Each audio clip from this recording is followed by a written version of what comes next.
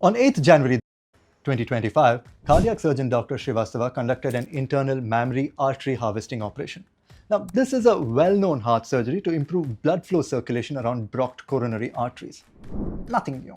But this one was one of a kind because the surgeon and the patient were in two different cities. Yeah, really. You see, while the doctor was in Gurugram, his patient was 300 kilometers away in Jaipur. We're talking about telesurgery using robotics. Now, telesurgery has been a fantasy for decades now, but slowly it's becoming very, very real. More and more such procedures are happening all over the world, though this is really far from being a routine one. Now, the advantages here are fairly obvious. You see, for one, you can have patients in remote areas who can be treated way faster. And two, you've got the best surgeons far from the major medical centers tending to their patients. Net, think faster surgery, better recovery, critical care available way sooner after accidents or mishaps. The applications are endless because when time is the muscle, and especially this is the heart muscle, delays shouldn't dictate outcomes. But there's one challenge: lag. Now, that's the delay between the surgeon's hand movement and the robot's response to the patient. Even a 1-second delay is way too much. In Dr. Srivastava's case, the lag was under 50 milliseconds. It's about twice as fast as it takes for us to blink. Blink and you miss its speed, literally. But what made this possible? Good internet. But what makes really good internet possible? Two words: optical cables. And sorry, one more word: rarity. It's optical cables and rarity. You see, for the longest time, sending information over long distances was a royal pain in the neck. Now, electrical signals lose power as they travel. So you use something called repeaters, which receive a signal, amplify it, and send it. Again, receive a signal, amplify it, and you send it. You get the drift. But this created long lags. At this time came a real revolution: optical fiber cables, OFCs. Now, instead of electricity, these use light, turned on and off really very quickly to carry the zeros and ones, which is your digital data. These are incredibly fast and efficient, but you still need repeaters over very large distances, one about every 100 kilometers or so, but obviously far fewer than before. Repeaters every 100 kilometers is still a lot, but it isn't still telesurgery fast. So in 1987, scientists discovered that an element called erbium could change the game. Now, optical fibers infused with erbium reflect light internally with extremely low loss, so signals can go way further. Plus, with a pre-repeater, they can amplify the light traveling inside. The result was fewer repeaters, faster internet, and fewer headaches. Now, thanks to erbium optical fiber cables, the internet got super fast. That's why we can do our video calls across continents with really negligible lag. High-speed internet is crucial today, and it'll be even more crucial tomorrow. All love to erbium, the unsung hero of your binge-watching habit and robotic telesurgeries. Now, erbium belongs to a family of rare earth elements. Now, these are those 17 elements grouped together. Now, these are not rare as in impossible to find rare. They're fairly common. But the thing is, they're usually found in small quantities, and getting them concentrated enough to mine profitably, that's where the headache really is.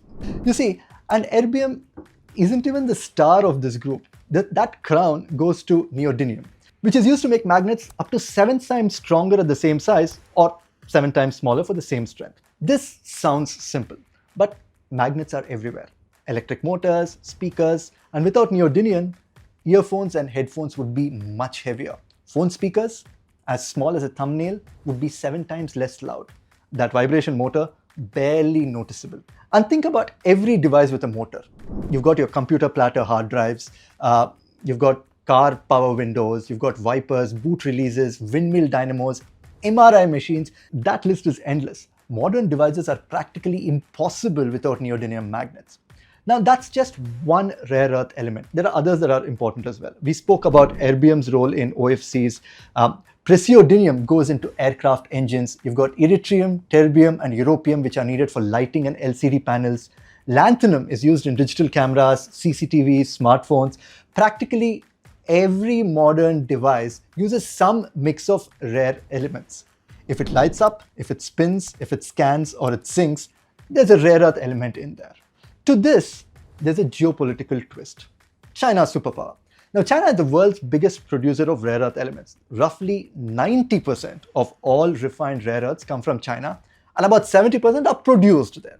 The US is a distant second, and other countries are further behind. Now, remember, these metals aren't rare everywhere. They're just hard to find in high concentrations. And over the years, many countries have lost mining and refining capacity.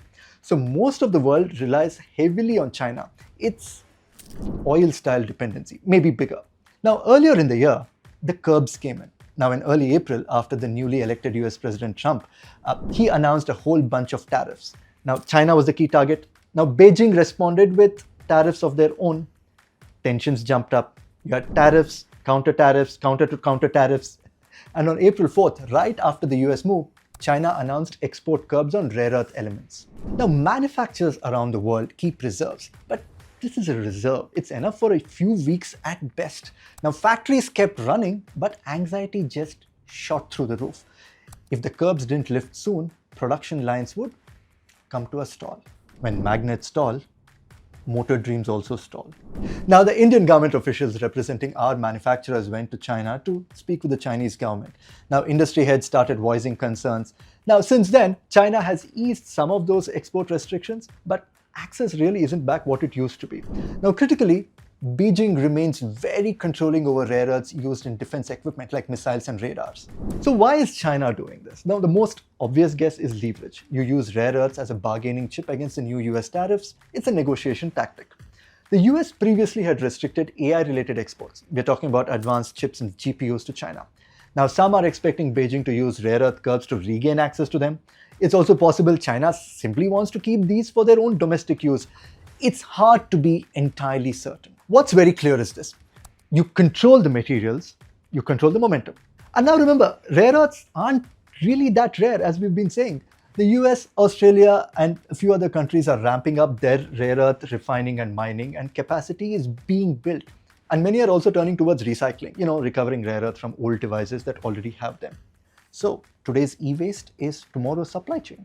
Just like manufacturing, countries are now focused on reducing their dependence on China for their rare earth materials. Because, in a world that is seemingly running on tiny magnets and near invisible light, the rarest thing of it all might be independence. So that's the story today. From a 300-kilometer telesurgery to the tiny elements powering the modern world, and of all things, geopolitics, which is shaping who gets them.